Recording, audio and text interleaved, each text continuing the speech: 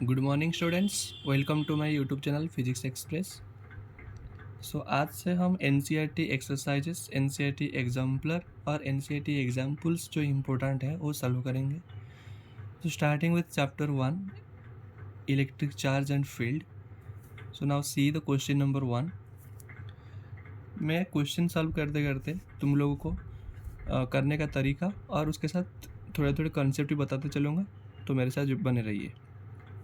पहला क्वेश्चन देखिए, what is the force between two small charge spheres having charges 2 into 10 to the power minus 7 coulomb and 3 into 10 to the power minus 7 coulomb placed 30 centimetre apart in air। तो पहले question solve करने के लिए, चाहे question तुम्हें आता हो या ना आता हो, पहले गिवन लिखिए।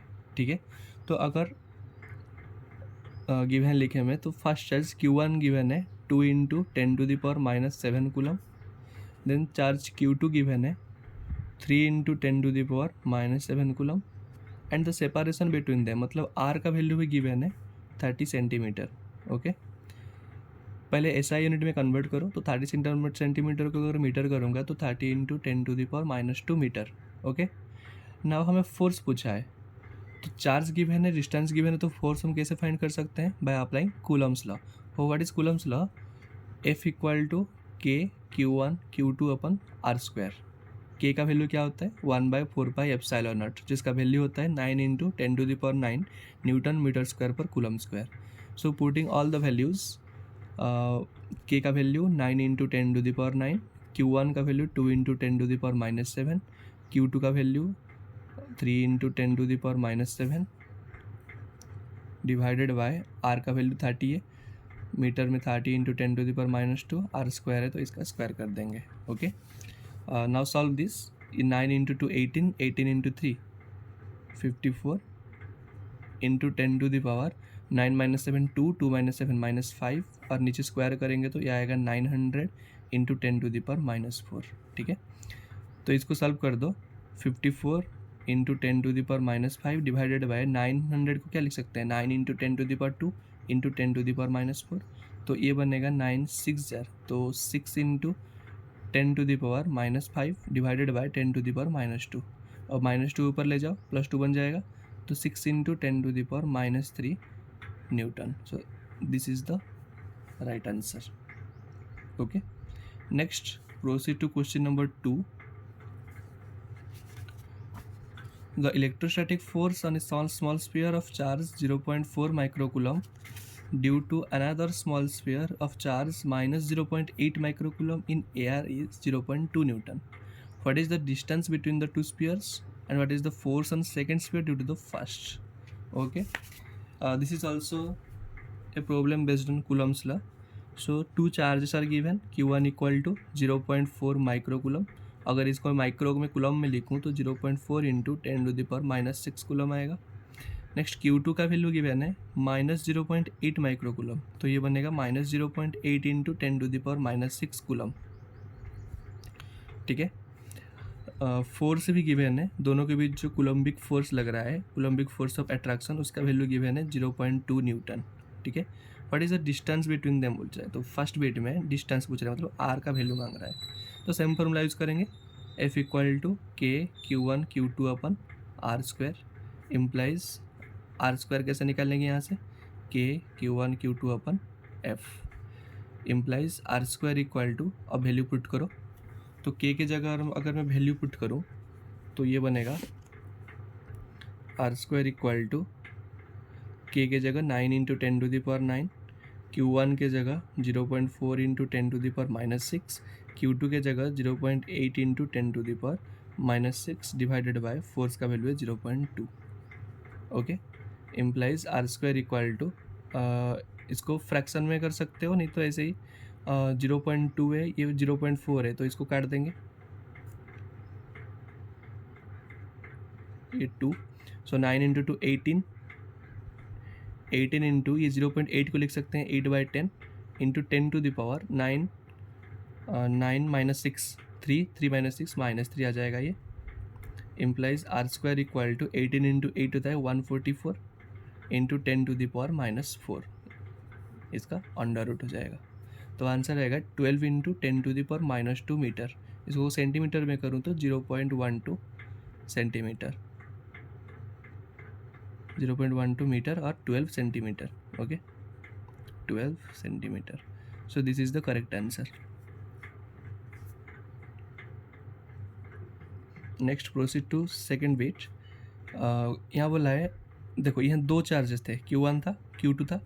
Q1 की वजह से Q2 के ऊपर लग रहा है कितना फोर्स, 0.2 न्यूटन।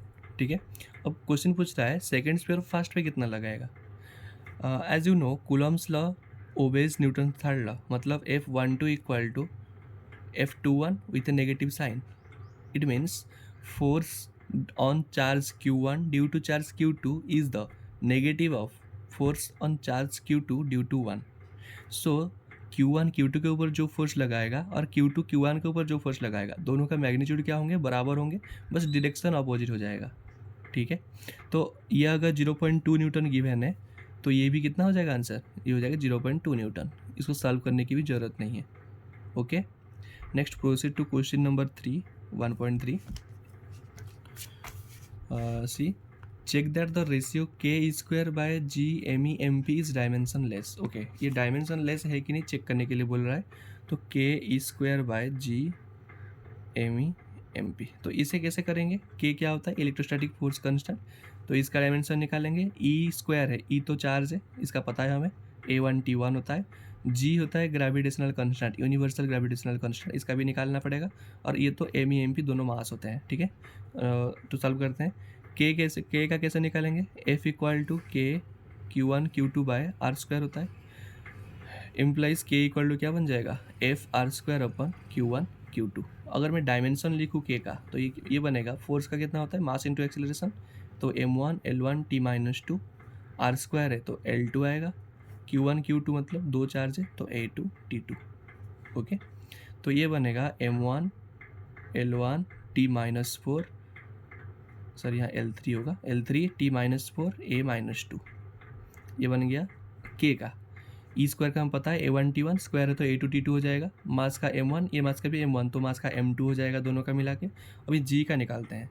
ग्रेविटेशनल फोर्स क्या होता है, G M1 M2/R² होता है। तो यहाँ से अगर मैं G का निकालूँ, G equal to F_R² M1 M2 आ जाएगा। तो यहाँ से अगर डायमेंशनल फार्मूला पुट करूँ फोर्स के लिए, mass into acceleration, M1 L1 T-2, R² के लिए L2, और दोनों मास है तो ये बनेगा M2। Now solving this, m⁻⁻1, ये होगा L3 T-2, m-1 L3 T-2। Okay, now put all the values in the given expression. तो क्या मिलेगा हमें, K²/G MEMP था। ठीक है, तो K का पहले पुट करते हैं, M1 L3 T-4, M1 L3 T-4 A-2 into E² का होता है A2 T2 divided by G का M-1 L3 T-2, और मास 2 है तो M2 आ जाएगा। ठीक है, अब इसे सॉल्व करो। देखो यहाँ M1 है, ये M-1 है, ऊपर जाएगा तो M+1 बनेगा, मतलब M2 बन जाएगा, और यहाँ M2 है तो M वाले टर्म कैंसिल हो जाएंगे। L3 देखो, यहाँ L3 है, नीचे भी L3, ये कैंसिल हो गया।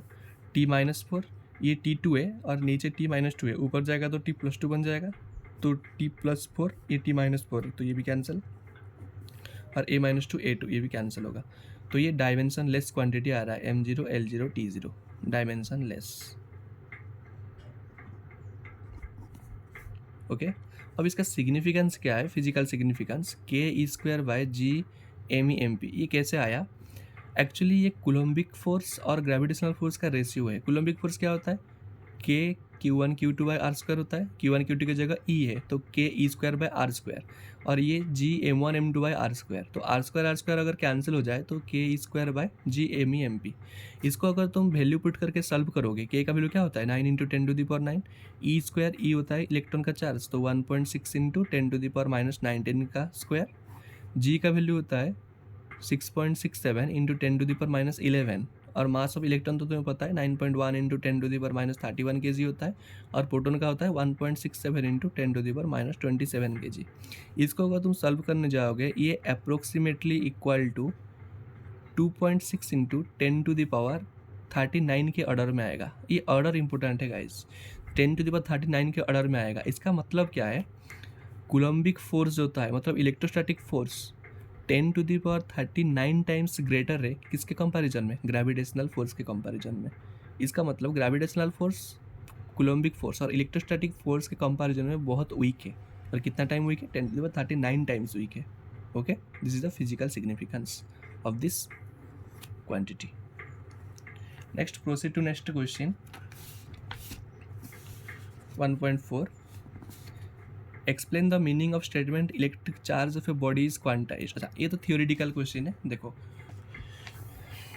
क्वांटाइजेशन ऑफ चार्ज को हमें प्रूव करना है मतलब एक्सप्लेन करना है। ओके, तो क्वांटाइजेशन ऑफ चार्ज क्या होता है, जब भी सपोज ये एक बॉडी ए है, ये एक बॉडी बी है, और ए ऑब्जेक्ट से बी बॉडी में इलेक्ट्रॉन ट्रांसफर हो रहा है। ठीक है, जहाँ से इलेक्ट्रॉन ट्रांसफर होता है वो बन जाता है पॉजिटिव बॉडी, और जिस बॉडी में इलेक्ट्रॉन ट्रांसफर होता है वो होता है नेगेटिव बॉडी। ठीक है, तो इलेक्ट्रॉन जब भी ट्रांसफ़र होता है ये फुल्ली ट्रांसफ़र हो जाता है। सपोज 10 इलेक्ट्रॉन ट्रांसफ़र हुआ कि 5 इलेक्ट्रॉन ट्रांसफ़र हुआ, हमेशा फुल इलेक्ट्रॉन ट्रांसफ़र होता है, कभी भी फ्रैक्शन में ट्रांसफ़र नहीं होता। ठीक है, तो हम जब लिखेंगे चार्ज को, total charge equal to Q equal to plus minus N E करके लिखेंगे। ई क्या होता है, fundamental charge, that is charge of electron. अब एन क्या होता है, एन एनी इंटीजर 0 1 2 3 ऐसे आगे चलेगा। तो ये पॉजिटिव भी बन सकता है, नेगेटिव भी बन सकता है, बट कभी फ्रैक्शन या डेसिमल में एग्जिस्ट नहीं करता। Okay, so quantization of charge states that the total charge of A system is integral multiple of fundamental charge E. Okay, next second bit देखो इसका, why can one ignore quantization of electric charge when dealing with macroscopic, that is large scale charges? Okay, तो ये बन गया ए number. ये B bit में बोला है मैक्रोस्कोपिक के लिए हम क्वांटाइजेशन को इग्नोर क्यों करेंगे। इसका मतलब ये है, देखो एग्जांपल की तरह समझाता हूँ। सपोज मैं लिखा 8.1 कूलम और एक लिखा 8.1 इंटू 10⁻13 कूलम। ठीक है, अगर पूछा जाए ये दोनों में से कौन सा एग्जिस्ट करेगा और कौन सा नहीं, तो क्या बोलेंगे हम, 8.1 कूलम है तो डेसिमल में आ गया, तो ये एग्जिस्ट करेगा ही नहीं, क्वांटाइजेशन ऑफ चार्ज को सेटिस्फाई नहीं करेगा। बट यहाँ देखो 10⁻13 है, तो इसको अगर मैं एक्सपांड कर दूँ तो 8.1 है, तो आगे 12 जीरो रखेंगे, इसको एक्सप्लेन कर दिया तो, एक्सपांड कर दिया तो सॉरी, तो Q equal to N E के फॉर्म में ये आ गया ना, ये फ्रैक्शन नहीं बनेगा या फिर डेसिमल भी नहीं बनेगा। अगर 10⁻13 है मतलब लार्ज स्केल चार्जेस के लिए हम इसको इग्नोर कर सकते हैं। एग्जाम्पल की तरह भी समझा दिया। चार्ज कितना होता है इलेक्ट्रॉन का, 1.6 इंटू 10⁻−19 कूलम, और ये जो चार्ज है ये 10⁻13 के ऑर्डर में है, मतलब इससे बहुत ज़्यादा है। ये -19 के ऑर्डर में है, ये +13 के ऑर्डर में है।